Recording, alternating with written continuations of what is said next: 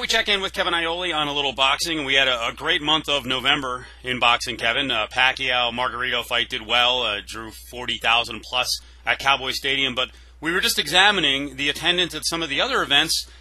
Why are all these events between 4,000 and 5,500? What's going on? Yeah, it's really a shame.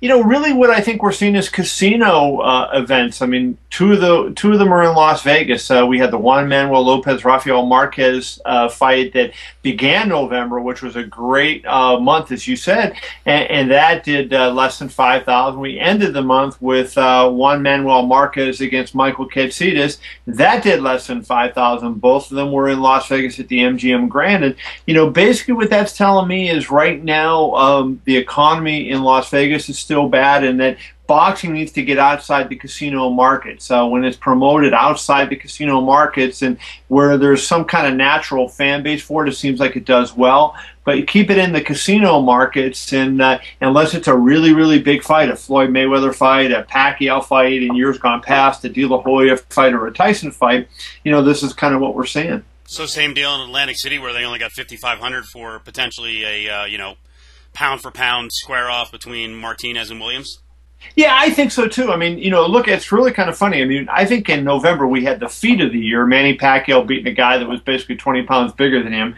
We had the fight of the year with Katsidis and Marquez, and we had the knockout of the year with Martinez over Williams. Just a tremendous month. But I think, again, with at the Atlantic City fight, it's the same thing. There's no natural, audience for those guys in Atlantic City. Sergio Martinez is from Argentina. He's been based on the West Coast. I don't think he has a constituency, a fan base in Atlantic City. Certainly Paul Williams has not been a draw wherever he's fought for whatever reason. Paul Williams is a terrific fighter, but not a very big draw. In fact, I would say a very poor draw, Steve. And Paul Williams would be a poor draw if he's in Vegas or in Atlantic City or wherever he is. But there was no natural market for those guys. I personally think that fight would have been one that might have done a little better in Vegas. But, as it is, it's just, you really have to put the right fight in the right market. I also think promoters have to kind of go back to work, back to square one, and, they're there to promote. And you and I are both in Las Vegas. I do a daily radio show in Vegas, and I'll tell you, after the first fight of the month between Lopez and Marquez, I asked the audience, said, hey, how come you didn't go to the fight? And the majority of them were like, we didn't even know what was going on. And let me say this for people who don't know. If you go back, let's go into the 1980s, because that was the last time that boxing was really vibrant and big. I think there's a lot of good things going on in boxing, and I hardly want to say that boxing is dead, because, you don't draw, Manny Pacquiao drew 90,000 people to 2 fights. The sport's not dead if you can do that. But I think it needs to be tweaked a little bit. And I think there's some things going on. But if you go back to the 80s, and when you had Sugar Ray Leonard and Hagler and Hearns and Durant, people say, well, they were better fighters. Well, they're still good fighters now, but the difference was the fighters were more accessible to the media. The way it is right now, the fighters get in there. And not in all cases. I did an interview with Nonito Donaire today, who's one of the more accessible fighters out there. But what we end up seeing is you have an opening press conference where they talk to the media. Then you have a fight week press conference. Maybe you have a conference call. And other than that, there's no media. So the media has gone away from covering boxing because they don't have access to the athletes. And you want to be in the training camp. You go to the Muhammad Ali days, and, if you watch the 30 on 30 they did on Ali and Larry Holmes fight, I mean, the reporters and the fans were in the gym every day as the fighters were training. And that's not the case in what's going on now. And it's really unfortunate that that we're in that stage. But I think, there's a lot of things that have to change to get back. But I think a good step would be if the fighters themselves would open up their training camps to the media and to fans, and allow people in to watch them and do interviews and talk. Hey, it can be a pain in the backside answering the same question every day, but you know what? That's what makes people want to see you. We're big boxing fans. No one here is saying the sport is dead or stating that, UFC is blowing it away. UFC is just doing things a little better and kind of the way they should be done, and boxing just kind of has to catch up in terms of that mindset, because you're right. For most fights, the media lead into a fight is limited to the 2 days going into a fight, and that's not enough.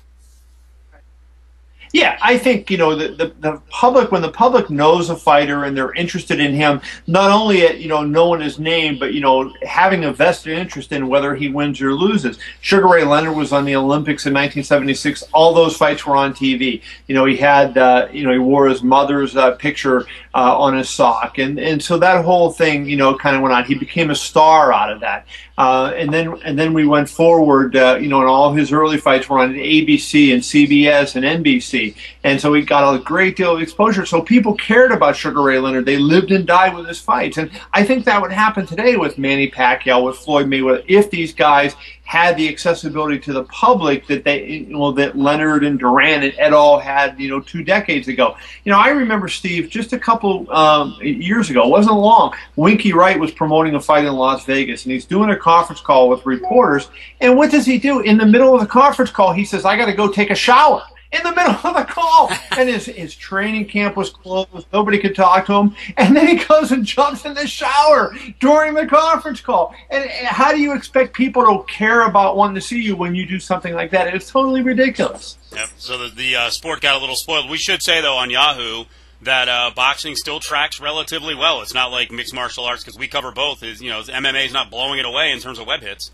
Yeah, I think what MMA does well is Dana White and Lorenzo Fertitta, really, with the UFC, they looked at the mistakes that boxing made, and because MMA was a fledgling sport and didn't have a lot of roots, they were able to mold it the way they wanted. And even then, it took them a long time, and they still have a ways to go. But if boxing could take some of the things that are working in MMA, and part of it is just the accessibility of the fighters. In MMA, you can walk into Extreme Couture and see the fighters, and you can interact with them. In a lot of cases, train with them. And I think that if you get that grassroots support where the public feels like they know you and they care about you, I think that makes a big difference. All right, Kev, good job. We'll talk to you. Thank you, Steve.